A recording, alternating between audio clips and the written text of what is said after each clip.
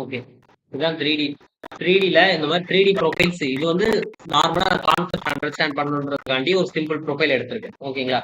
இதே மாதிரி ஒரு ப்ரொஃபைல் வருது, இந்த மாதிரி பைப் மாதிரி வருது அப்படின்னா, இல்ல இதுதான் என்னோட மாடலே, இதுக்கு ரஃபிங் எடுத்து பிளாக் ஒரு ஃபுல் ரா மெட்டீரியல் என்கிட்ட கொடுத்துட்டாங்க, இது ரஃபிங் எடுத்து ஃபினிஷிங் பண்ணணும்னா எந்த மாதிரி போடலாம் அப்படின்னு சொல்லி நான் காமிக்கிறேன். ஓகேங்களா? ஃபர்ஸ்ட் 3D கொடுத்ததுக்கு அப்புறம் நம்ம என்ன பண்ணுவோம், ஆரிஜின் பண்ணுவோம். முதல் ஆப்ஷனே ஆரிஜின். கரெக்டா இது பிளாக் சென்டருக்காக நான் ஆல்ரெடி செட் பண்ணிட்டேன்.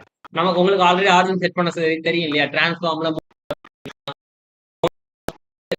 கிரியேட் பண்ணி அந்த பாயிண்ட்டுக்காக டிரான்ஸ்ஃபார்ம்ல போய் மூவ் டு ஆரிஜின் கொடுத்தாலே ஆரிஜின் வந்துடும். ஃபார் எக்ஸாம்பிளுக்கு இப்போ நான் இது நகர்த்தி வச்சுட்டேன், நான் மாடல் ஓபன் பண்ண உள்ளே வரல, இது வரும்போதே எனக்கு வேற எங்கேயோ வருதுன்னு வச்சுக்கலாம்.